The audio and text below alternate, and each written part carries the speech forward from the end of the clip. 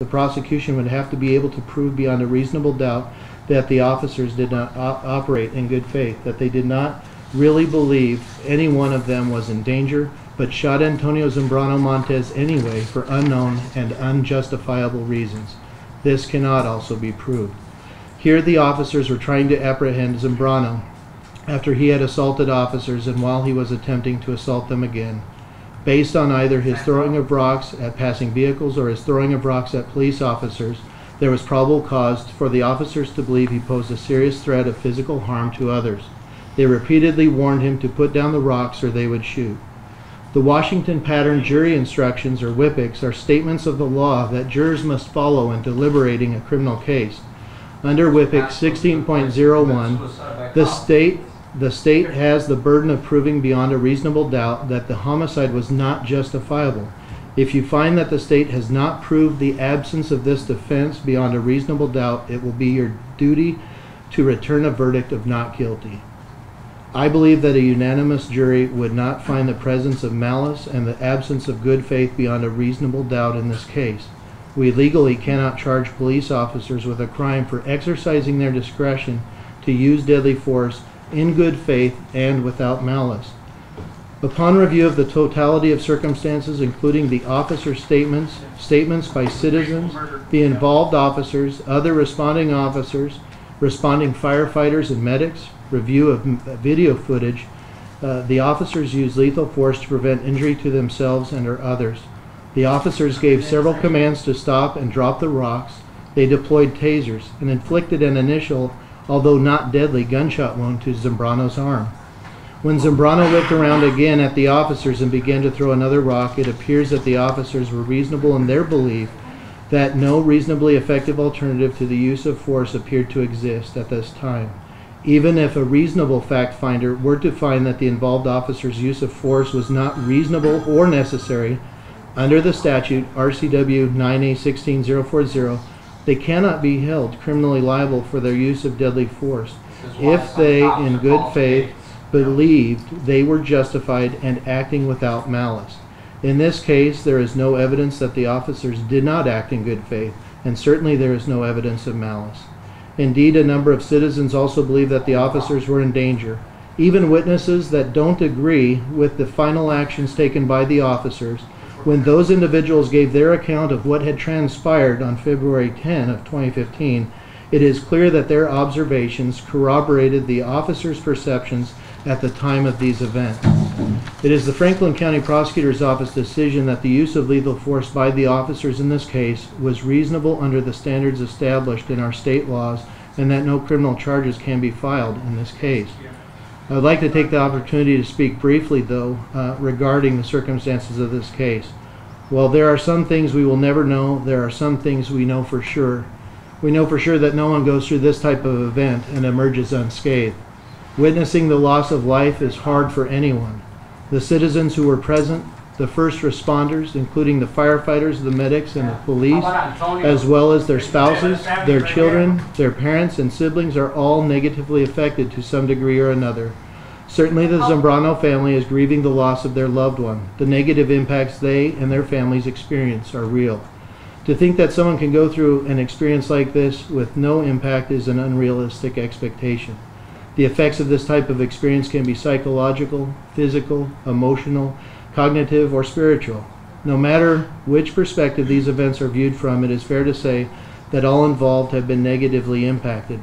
It is my sincere hope that whether we can see these events from one perspective or many, as a community we can come together and begin the healing process. I also welcome the opportunity that we did back in March. We met at Columbia Basin College, and it was a community forum. I was criticized by many at the time for coming out and I guess opening myself up for criticism from those in the community. I feel as your elected prosecutor, that is my obligation to make myself available, to be available for those discussions. I recognize that we still have continued need for mental health treatment, helping those that are experiencing drug and alcohol issues. These continue to be problems for those in our community. And so I would, at this time, I would welcome any questions from members of the media that have been here, if there's any questions. Hold on. You just explained for 10 minutes. To be above the law, you're You just just going to explained law. for 10 minutes. No peace. Guys, I can't hear. If you'd like me to answer the gentleman's question. This is what happens when you decide to fight wars instead of protect peace. Sean, you just explained for 10 minutes the victim You got people murdering each acted. other. And people are running around saying and proclaiming. The victim what? The victim acted enough for the officer to be shooting. You call shooting someone that's running away from the officer, shooting him in the back, justifiable? Well, Hands up. hey, can we address the questions that are being asked? I hope that everybody would be willing to show at least the respect and courtesy of those asking the questions. Antonio get? Well, if we could address the questions, we might be able to have some answers. So the first part makes the question of him being shot in the back. He was not shot in the back, and that's confusing.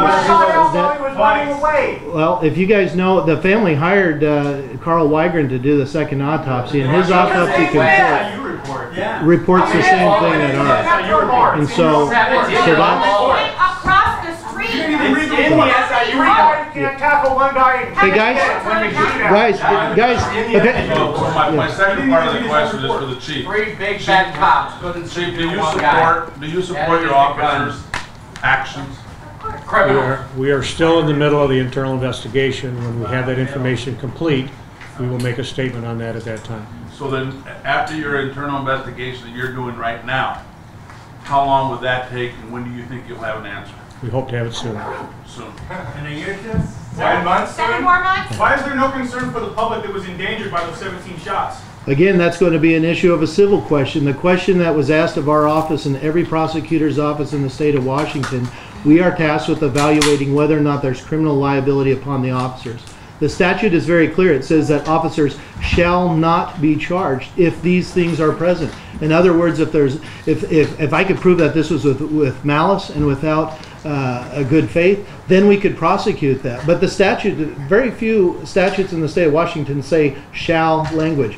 I could, if I would charge the officers on that basis alone, this case would be dismissed before it even hit to the court.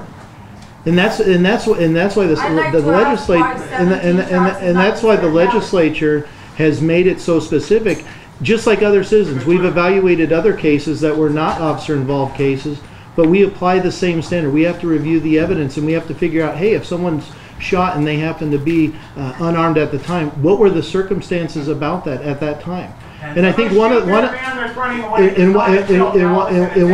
the biggest questions, and I think one of the biggest challenges that people have in this particular case is that people question whether or not a rock is a deadly weapon. In the state, If a child was out there instead of an adult throwing rocks, would you have shot the child? The officer would have shot the child also? I'm not the officer. The question is, again, the question is, in the legal standard that we have to apply, is what's going on with that entirety of the situation. This was a 6-minute event from the time Officer Alanis arrived to where the final shots were fired. We have to evaluate under the totality of circumstances, is it reasonable? When you say as a child, I mean, are you talking about an 8-year-old? Are you talking about a 14-year-old? We have people, 14-year-old, 15-year-olds killing people in our community. I mean, that's a fact. We have 15-year-olds. How do you justify 17 shots? Well, here's the question. Hey guys, let her ask her question. You know, I'll be here to take questions. That's what I'm here for. But if I can't hear a question, I can't give an answer. So please, can you give her at least respect? Your answer is biased. Go ahead and ask your question, ma'am.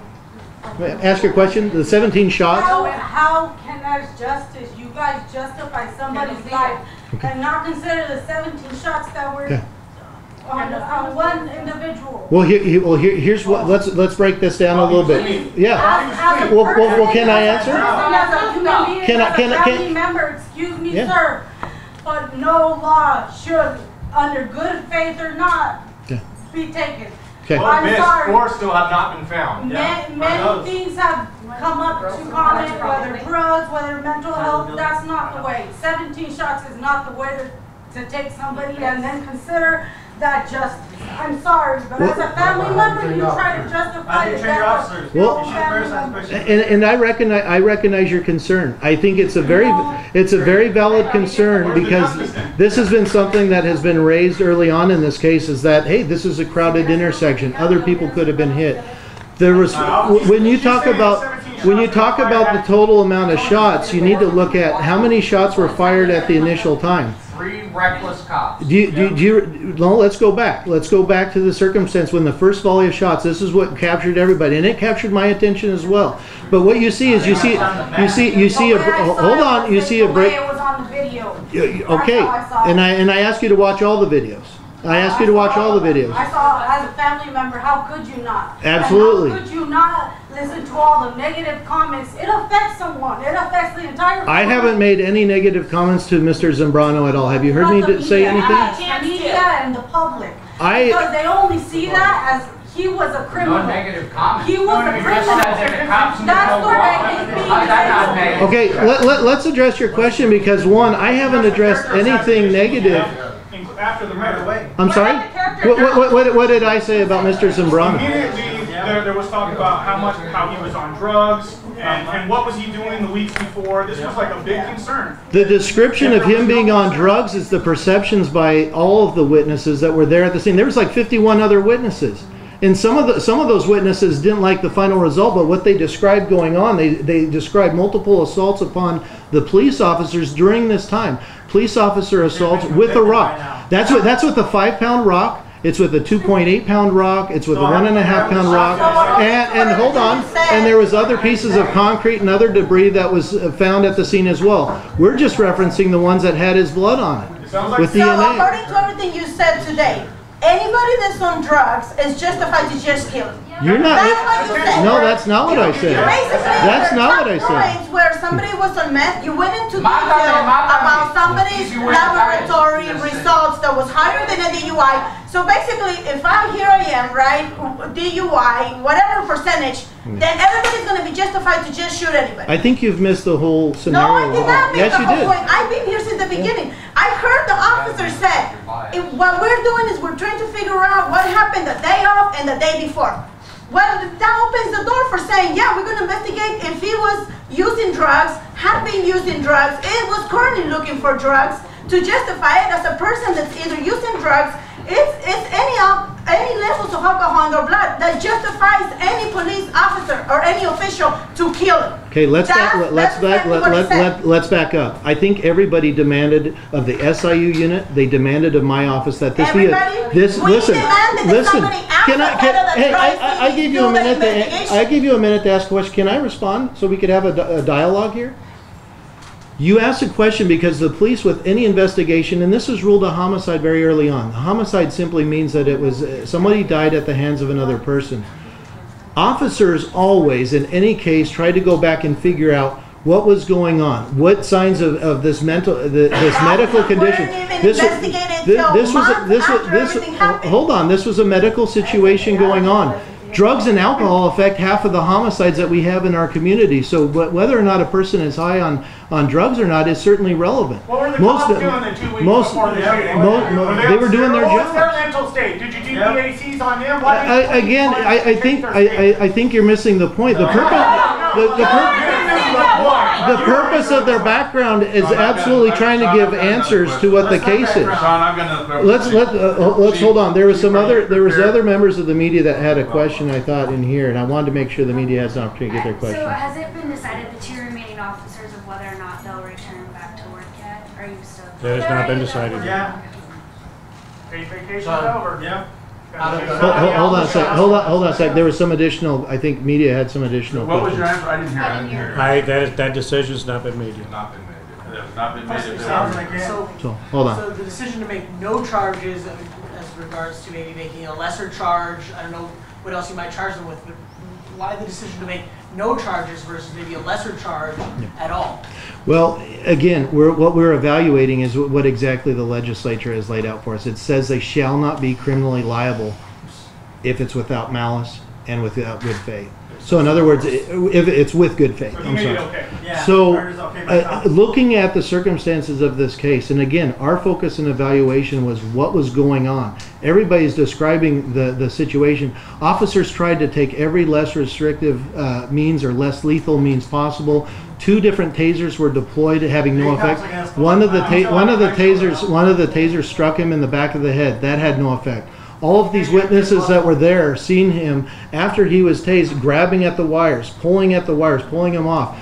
Even after he was shot in the arm, before the final sequence of shots, that didn't even have an effect on him. He was still able to raise his right arm, as you could see from the video. He still had the rock in his right hand. He was still able to raise his hand up with the rock in it. When he got across the crosswalk, he was still causing a threat to the officers.